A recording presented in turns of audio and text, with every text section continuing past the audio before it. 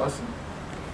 Meu nome é Alberto, eu estou aqui hoje para entrevistar um dos maiores personagens do futebol brasileiro, em particular do futebol carioca, né, que se chama Mário Braga Gadelha, mais conhecido como Babá. Além da minha presença aqui enquanto repórter, eu me sinto muito honrado ao entrevistá-lo por alguns... Eu estou emocionado, né? Por algumas situações, como por exemplo, eu sou um cidadão rubro-negro, apaixonado pelo meu clube de futebol, tenho toda a minha família envolvida com o futebol e inclusive uma das personagens que me iniciou no futebol e que me ensinou quem era Babá, que era o meu tio, saudoso, né, já falecido, chamava-se Ernesto Santos, e gostava muito dele, que foi presidente da Associação dos Repórteres Fotográficos do Rio de Janeiro. Então hoje nós vamos iniciar essa entrevista para tentar resgatar um pouco da história de quem foi Babá e a importância dele no futebol carioca e brasileiro. Então nós vamos passar preliminarmente a palavra para Babá, para ele fazer as suas considerações iniciais e depois nós vamos transcorrer a nossa entrevista. Não, queria só que você soubesse que para mim é uma satisfação, mais uma na minha vida, porque graças a Deus foi só o que eu tive na vida em época de futebol, foi satisfação, nunca tive assim uma decepção na minha vida, graças a Deus, sempre tive muita satisfação no futebol, principalmente assim, numa hora dessa, né? Porque a gente tem amigos que nos procuram quando está vivo, né? Porque depois morreu, acabou, né? Ah, fulano era craque, morreu, Tá, você sabe que o Dida morreu, né? O Dida aí. Outro dia eu encontrei com ele lá na praça. Ele disse, Babá, rapaz, o Dida, tu não morreu, cara? E como é que tu tá aqui? Eu vim te avisar que tu tá escalado pra jogar domingo lá no time do céu. Olha, eu digo, não, eu digo, São Pedro, eu não posso ir não, porque eu tive uma vez, eu não posso ir não. Babá, vamos tentar fazer assim uma entrevista assim, bem informal, bem à vontade, te deixar bem à vontade, para você poder inclusive relembrar algumas coisas do passado. E eu vou começar perguntando a você como se deu o início da tua carreira. Porque fala-se muito da época da extinção daquele clube aqui no Ceará, que era o Maguari. Né? Eu não era desse tempo ainda não, porque é isso. Na época do clube da região do Prado, né, do Jockey Clube. Sim. E aí logo depois você despontou para o futebol e logo tu foi chamado para jogar no Ceará. Aí eu queria que você falasse o início dessa tua carreira aqui. O início da minha carreira foi aqui em Calcaia, no estádio Ramos de Oliveira. Meu pai tinha um time de futebol aqui chamado Paysandu. E ele me botava para jogar no meio dos homens. Eu pequenininho, né? Toda vez fui muito grandão. E ele me botava para jogar, eu não ia não. Não vou jogar no meio dos homens desse, pai. Vai sim. Vai não vou não. Aí pegava nesse tempo a cerca. Não tinha muro, não era aquelas cerquinhas, aquelas estacazinhas até desse tamanho, né? Ele tirava daquele barro, agarra nas minhas costas. Vai ou não vai, filho? Tome, eu pufo. Entrava na mar, né? Foi aí que eu perdi fiquei desinibido, perdi medo de jogar no meio dos homens grandes.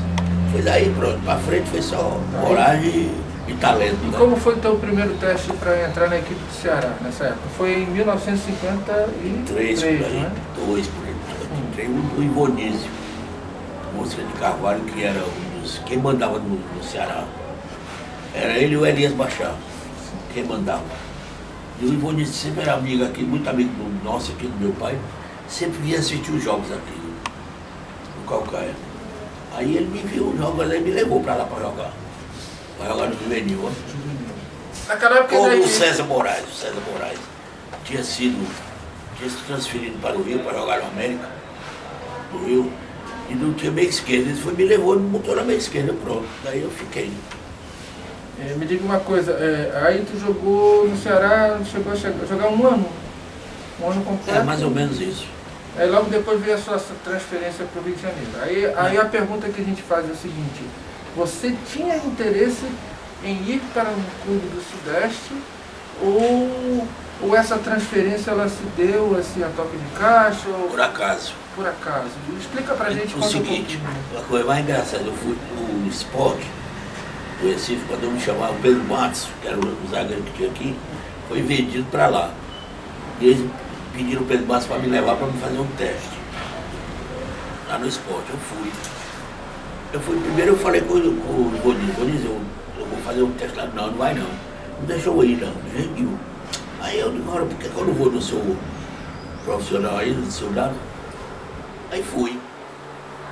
Quando eu estou jogando, quando terminou o primeiro tempo, o doutor Danilo, que era daqui de Calcaia, fazia engenharia lá no Recife, me chamou no alambrado, vem cá, eu falei, rapaz, olha que o jornal aí mostrou o povo. Eu tinha sido suspenso pelo Ceará por 6 meses, porque eu tinha ido sem ordem pro Ceará. Engraçado, eu era amador. Aí fala-se muito que até hoje, a gente vê no noticiário, na internet, fala-se muito hoje que até hoje é um mistério como se deu a transação da transferência entre a sua transferência entre o Ceará e o Flamengo. Na verdade... O Ceará me suspendeu. Então, para mim, o Flamengo... Havia uma multa, né? Uma multa. E o Flamengo pagou essa multa e me levou. Você não lembra do valor na época? Na época, se não me engano, foi 15 mil. 15 mil cruzeiros? É. Era moeda da época, cruzeiro, né? Cruzeiros, né? Aí você chegando lá no Flamengo... Não, aqui o Zé Salles, que era o pai do Caninho, do Ivan, do Liceu, que jogavam aqui no Paysandu, o pai dele disse, babá, o presidente do Flamengo, meu amigo demais, inclusive, já pediu até para me levar um jogador para lá. Quem era o presidente do Flamengo nessa época? Era o doutor Gilberto Cardoso. Gilberto Cardoso. Então eu disse, eu vou levar. Eu disse, tá certo, eu vou. Você vai? Vou. Topa aí, claro. Vou provar uma passagem aqui fora. E eu fui. Quando ele me levou lá no presidente, no escritório dele, no consultório que ele era médico.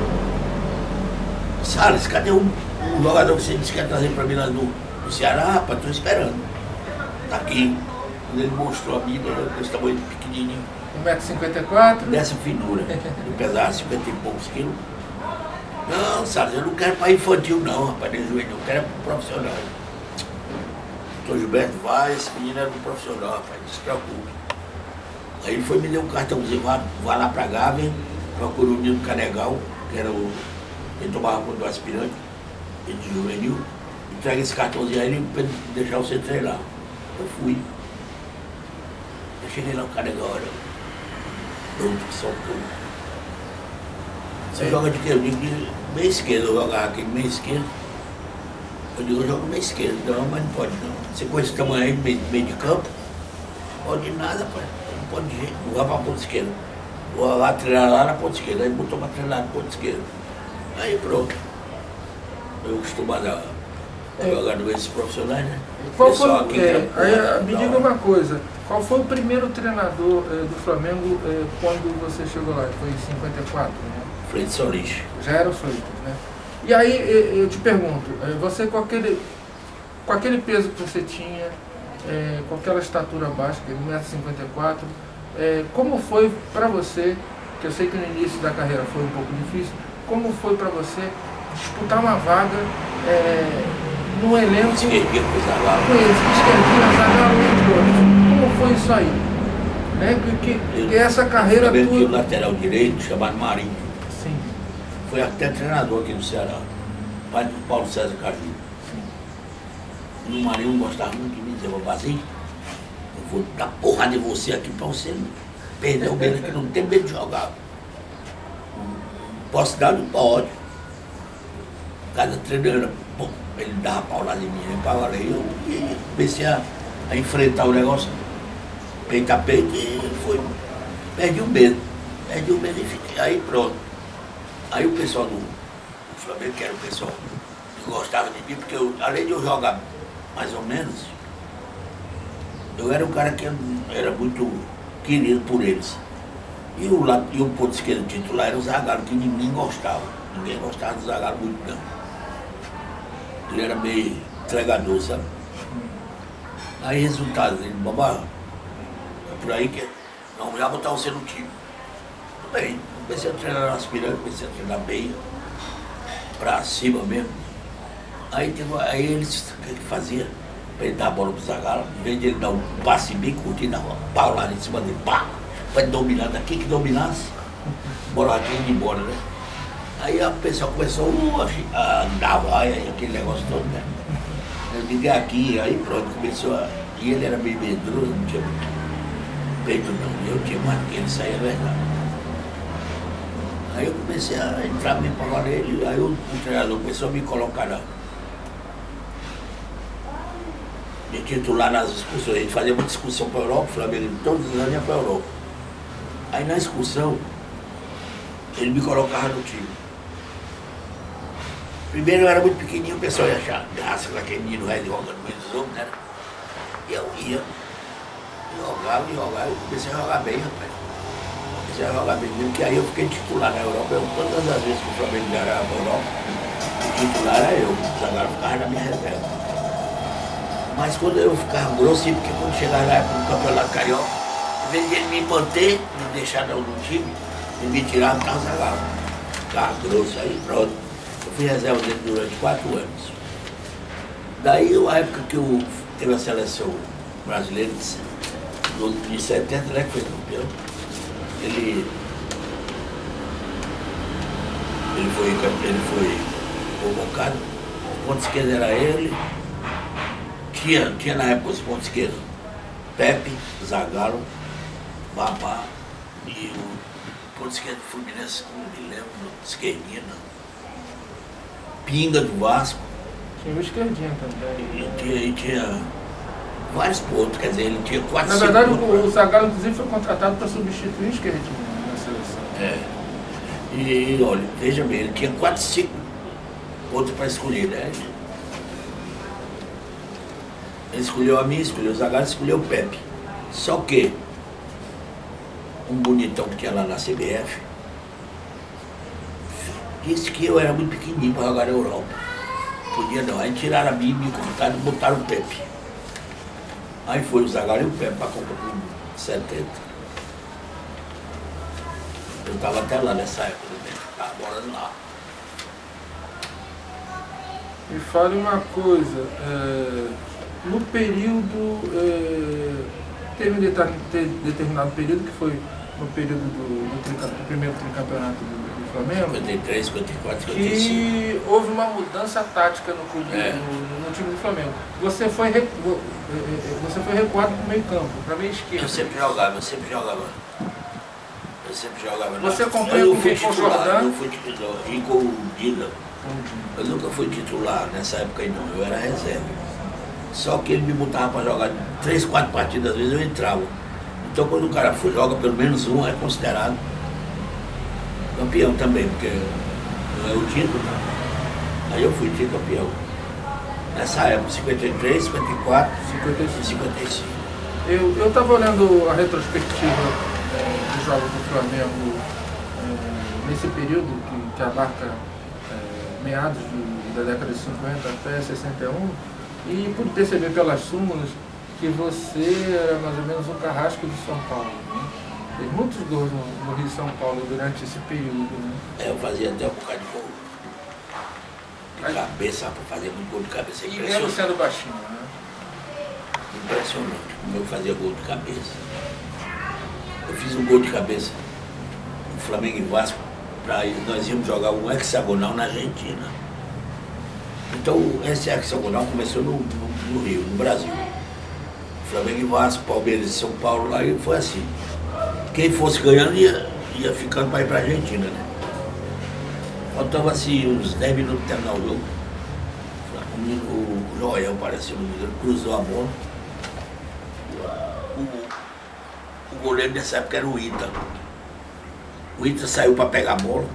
O Belém disse, deixa que é minha. Aí ficaram os dois indecisos, rapaz, eu passei no meio dos dois e tum! Chibatada lá no canto, de cabeça. Esse tio teve até uma distensão, rapaz, muscular, pra subir. Esse tio subiu demais, parecia até um beija-flor. Aí pronto, aí pra cá eu fiquei famoso por fazer gol de cabeça, fazia muito gol de cabeça. Na excursão, fazia gol de cabeça que só. Eu fui numa excursão aqui, eu não sei se você se lembra da época que o Bahia veio jogar aqui com Fortaleza. Até parece que perdeu de 1-0 o Bahia. O ponto esquerdo do Bahia se machucou. Aí botaram a bandeirinha de volta para Salvador.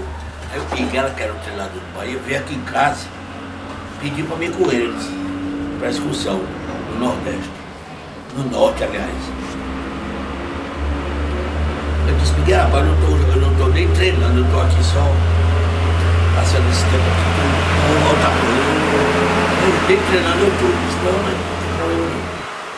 Nós lhe damos 30 mil cruzeiros por partida. Perco ou ganho, você ganha seus 30 mil. Eu não, rapaz, aí eu fresca, eu era fresco mesmo. Aí eu dizia assim, rapaz, 30 mil cruzeiros, eu estou bebendo de cachaça aqui com a turma aqui.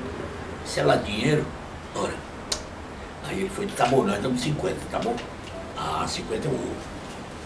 Aí fui, passei uns 3 meses, mais ou menos, jogando no Bahia, na excursão. Tu acredita que eu fiz 17 gols nessa excursão? Eu fui o artilheiro do time. Aí o Bahia quis me levar pra lá. Só que o Bahia me dava 5 milhões de luvas, R$250 cruzeiros por mês e uma casa na Pituba para mim morar. Quando eu cheguei aqui, nós chegamos aqui na excursão, o Bachá soube da história, disse, não, papai, você não vai não, você fica aqui, quanto é que o Bahia lhe dá? Eu fui disse, 5 milhões, me dá uma casa para eu morar e me dá 250 por mês. Eu dou também aqui, você vai ficar. Bom, estava em casa, né? Fiquei, mas me arrependi, velho. Porque o Ceará não pagava tudo. Era horrível. Você recebia dinheiro, era uma novela, você passava mês todinho, de sábado, indo na sede para receber um vale, velho, de 5 cruzeiros. Isso era uma vergonha. Era uma vergonha, não quer saber da coisa. Eu vou parar de jogar essa porcaria. Aqui não dá certo meu problema. Me diga uma coisa, Babá. Você jogou no Flamengo até 1962. Ou depois você se transferiu? Depois que eu voltei? Não, eu voltei em 62 no México, 63. No México, né? 64, aí me diga uma coisa. Eu fui vendido pro México, depois no Flamengo eu fui em 61 você já não estava. Já não estava como titular da equipe, mas você chegou a participar de alguns jogos do Rio São Paulo, que foi muito joguei muito. Eu São Paulo fui campeão muitas vezes. Que era o Roberto Pedrosa. Agora me diga. Mas agora, só que lá, hoje, por exemplo, esse campeonato brasileiro é campeonato de equipes, né? É Flamengo, os times, né? No meio da minha época eram seleções. Era seleções dos estados. Seleção carioca, seleção paulista, seleção pernambucana, seleção. Deixa eu te fazer a pergunta. Você lembra do torneio que foi disputado pelo Flamengo em Israel? Lembro demais. Você chegou a fazer um gol nesse torneio, lembra? Tinha até a foto por aqui, não sei se ainda tem. A gente vai tentar catalogar esse material mais pra frente. Então, se prepara isso aí. Uma menina dos colégios, negócio de gincana, só uma foto com o Omar, eu abri o álbum aqui, tava para elas tirarem. Aí o que eles fizeram no meu álbum? E não devolviam? Nada, até hoje não devolveram as fotos. E acabaram com o álbum, olha aqui. Me diga uma coisa, Babá. Fala-se muito, eu sou, enquanto torcedor do Flamengo, eu sou muito suspeito, até porque eu tenho apenas 53 anos, não cheguei a pegar a fase de ouro do Flamengo da década de 50, né? Então eu peguei mais para frente e peguei a época de ouro do Zico. Fala-se muito do Zico, que é um dos nossos maiores ídolos, mas parece que no teu coração, inclusive por ter jogado com ele na mesma equipe, você teria uma preferência como referencial do melhor jogador de ataque do Flamengo de todos os tempos. Na época era o Dida, né? O Dida. Eu gostaria que você falasse um pouco sobre o Dida. Não, o Zico mesmo, eu vi uma entrevista dele dizendo que ele começou a aprender a jogar com o Dida. Ele ia treinar e viu o Dida jogando e tudo, e foi mesmo. Ele, não, você era o melhor de todos. Mas, olha, hoje em dia, hoje, por exemplo, se o Zico estivesse jogando, não tinha pra ninguém. Ele era o melhor jogador do mundo, tranquilo. Vamos lá. Queria que você falasse um pouquinho, até porque não estamos falando apenas de Flamengo, apesar do nosso querido e glorioso Flamengo ter se tornado ex-campeão brasileiro. Gostaria que você falasse um pouquinho, até para alimentar um pouco de esperança para essa torcida do Ceará Esporte Clube, falasse um pouquinho da tua passagem no Ceará, e aí, o que você acha do futebol cearense no momento, e a questão da ascensão do Ceará. O Ceará teve uma linha de ataque, a melhor que eu já vi, aqui do Nordeste. Era Mauro, Mitotônio? Mauro, Pipio, Alencar, eu e o Antonino. Você e o Antonino, né? Era muito boa essa. O Mitotônio compunha essa equipe? Antes de mim, não. Mitotônio foi o negócio daquela morte toda, né? Ele foi o meu filho ele foi jogar uma bolada, não é isso? O que eu soube é isso. Falta de responsabilidade de jogador irresponsável, nada disso. O responsável são os dirigentes. O médico, era tudo, que deixar o cara na véspera do jogo comer uma feijoada, pelo amor de Deus. Pois olha lá no Flamengo, em todos os clubes que eu joguei, principalmente. Eu, por exemplo, que era baixinho, e pesava 58 quilos, não podia passar disso. Quando eu passava 1 quilo ou 2 a mais, eles me botavam na mesa dos gordos. Era chamada a mesa dos gordos, só comia o quê? Um bife, uma saladinha e pronto, mais nada. Aí depois quando eu cheguei aqui no Ceará mesmo, depois que eu vim do México, eu cheguei aqui no Ceará, tinha hospedado nos hotéis ali pela Praia de Iracema. Agora sabe o que era o almoço? Era feijão com arroz baiano de 2, farofa. Babá, fala-se muito que você tinha um prazer assim, muito especial de jogar contra o Vasco da Gama, é verdade?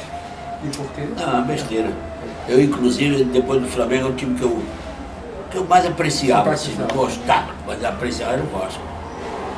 Se aquele Eurico Miranda tivesse sido presidente do Flamengo, o Flamengo não tinha caído tanto como caiu. Aquele cara era louco, maluco, mas era apaixonado pelo Vasco. E não deixava ninguém falar mal do Vasco, não. O cara era. Eu era fã daquele cara. Me diga uma coisa, você que... Peraí. Me diga, você que... O meu portão está esculhambado. Você que se transferiu para o futebol carioca, depois alguns clubes da época, inclusive alguns clubes que já foram extintos, me fala alguma coisa sobre o clube de confiança que existia. Sim, lá no Andaraí. Eu jogava lá, com a turma, eu morava na Dona Maria ali, Dona Maria 25, eu morava ali. Passava. Deixa eu te dizer uma, nós estávamos jogando lá, não me lembro o nome do rapaz, ele está conhecido que só. Não era tu não, cara. Aí começamos a discutir, rapaz, besteira lá, dando porrada em mim, eu era muito rápido. Aí eu taquei a porrada, sem bola, sem nada, ele foi. Queria bater em mim, mas a turma do cearense, que estava no moral, partiu para dentro do campo, deixando ele encostar em mim. Aí quando foi um dia, eu via no cinema, na Praça São Esperno, eu via no Carioca, parece que era no cinema. Aí eu via sair do cinema, eu e um primo meu, que até morreu agora, há pouco tempo. Rapaz, quando chegou na Praça Voyage, tu conhece por ali tudo, né? A gente só via naqueles assovios. Uma assoviada aqui de lá, assoviada ali de lá. O cara que eu quis brigar com ele lá, que nós quisemos, nos estranhamos, né? O cara chegou e nos cercou, ele e mais uns 10. Tu não é o valentão, ele tá com a mão na minha cara, pá! Eu digo, não, eu sou mais valentão, meu amigo, dessa altura não sou não. Ora, cercado mesmo. Cercado mesmo. Ele disse, não, o valentão tá com a mão na minha cara. Eu quis me mexer, o cara, amigo meu que tava comigo, disse, não, boba, tu é doido, se mexe não, deixa pra lá, cara. Nós vamos em casa, depois a gente volta. Nós fomos em casa, era o cearense, tudo que morava. Cada qual botou um bicho aqui na cintura e voltamos lá. Aí nós começamos a procurar os caras que veio que viu, nenhum apareceu. A turma toda armada de revólver. Foi até bom não aparecer mesmo, porque ali ia ser um desastre. A turma daqui não metia o pau mesmo. Babá, você, pelo que eu conheço um pouco da tua história, dá para perceber que você é um homem muito bem sucedido. No futebol, no trabalho. Eu trabalhei muito aqui. Na Petrobras, não é isso? Portobras. Portobras. E também como pai, como chefe de família. Você é um homem realizado. É isso aí. Apesar dessa tua dificuldade momentânea em relação ao AVC que eu tive. Ao AVC, você é um homem bem sucedido. O que faltou para você?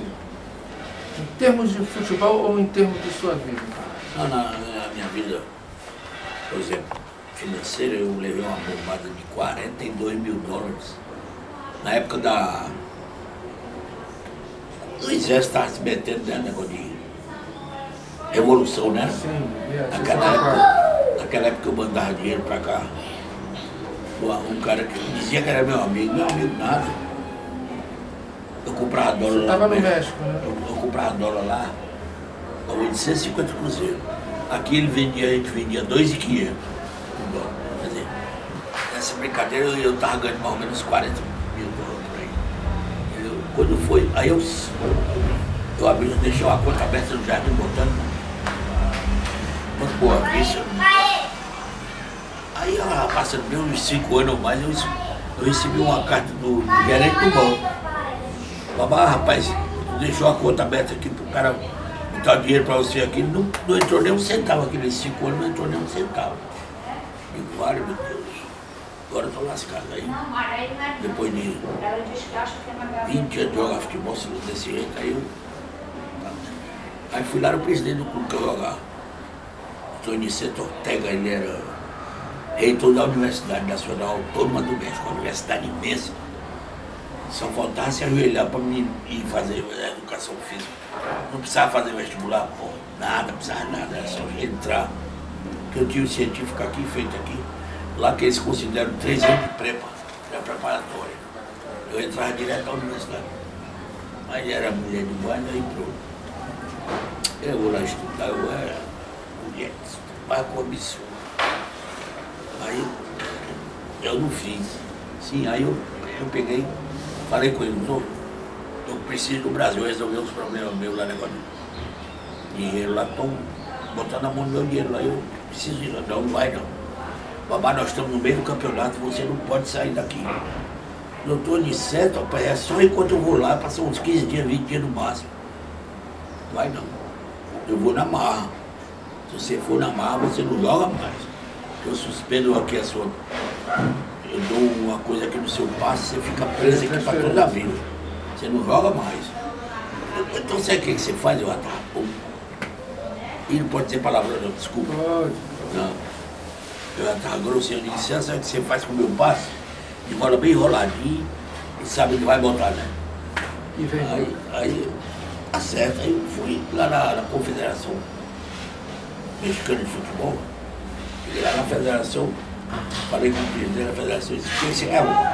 Eu digo, eu preciso. Aí eu expliquei a situação, cara, ele disse, não, tem esse negócio não, tá aqui sua passagem, então, na hora, pode ir pro Brasil, tá aqui indo e volta.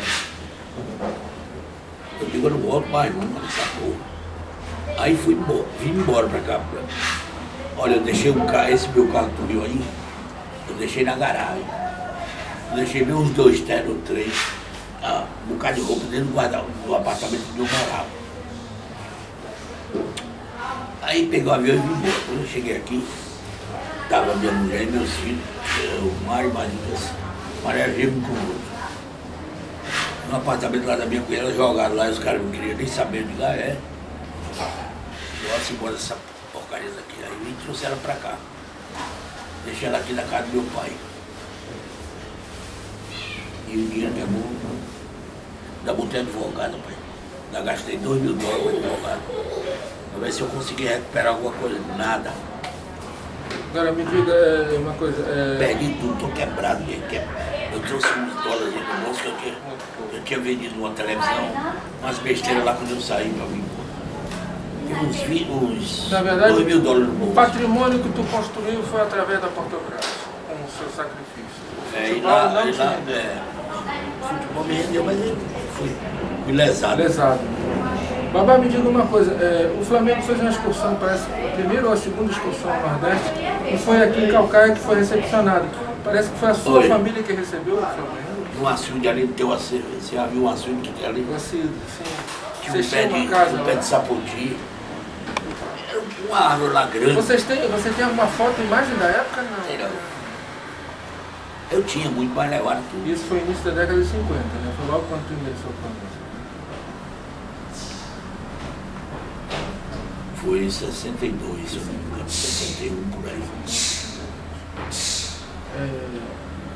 Eu queria encerrar essa primeira entrevista, que na verdade isso é um pontapé inicial, isso é só um ensaio, né? Nós vamos trabalhar em cima dessas imagens que trazem a memória do futebol e a sua memória, né? Devo confessar que eu estou muito orgulhoso por estar aqui com você.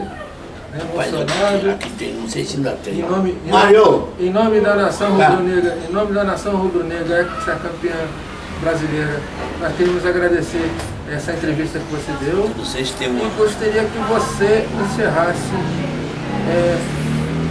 Meu filho, abre aqui esse álbum, vê se tu acha aí. É jornal, não é foto não. Gostaria que você negócio lá entre chuteiras imortais. Vê se tu acha aí. Gostaria que No você chão, fizesse. doido, né? Respeite o marco da sua mãe. Gostaria que você encerrasse essa entrevista deixando uma mensagem positiva para a torcida, para essa enorme torcida do Flamengo, que não te esqueceu. Mas a única coisa que me alegra nessa época é isso, saber que ainda existe gente que reconhece a gente em vivo, né? Em vida como eu. Porque eu vejo aí os caras, jogadores antigos ótimos. Como o Dequinho? O Garrincha, cara. Belinho, essa turma tudo aí. Só é conhecido agora depois de morto, peraí. Eu, graças a Deus, eu tenho a sorte de ter alguns amigos que me conhecem. E me reconhecem. Eu vivo, né? Porque eu estava numa forma retada. Eu tinha uma escolinha aqui muito boa. Eu estava jogando com os meninos. Esse negócio de society, eu não perdia nenhuma partida para ser ninguém, podia inventar. Não perdia não. Eu fazia um gol demais, virava então. Aí de repente eu tive a polícia ABC e me lasquei. Para finalizar, Babá, eu não sei se eu vou exigir demais é jornal, você, não. Mas eu gostaria que você, para encerrar mesmo, já estamos no nosso horário, se fosse possível, você fizesse uma escalação da melhor equipe de todos os tempos. Do Flamengo? Ou do Flamengo ou da seleção brasileira. A seleção igual de 70. De 70 foi ótimo. Muito boa. Não teria nenhuma inclusão, nenhuma exclusão. Seria ela, a eleita por você. Tá bom, então aqui a gente está encerrando a entrevista com o Babá. A gente vai dar continuidade a essa entrevista. Eu não gosto do cachorro, porque o cachorro morreu. A gente vai dar continuidade a essa entrevista quando a gente coletar o material todinho. Então, agradecer a tua entrevista e dizer que nós rubro-negros não esquecemos de você não. Obrigado. Babá.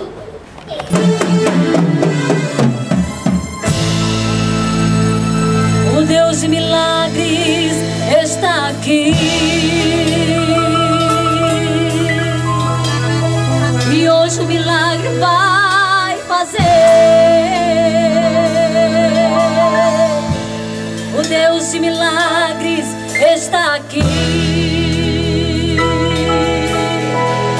fazendo Pentecoste acontecer. Tirou o som, o Deus de milagres está nesse tempo, fazendo milagres para o povo. É grande mistério, não fiel.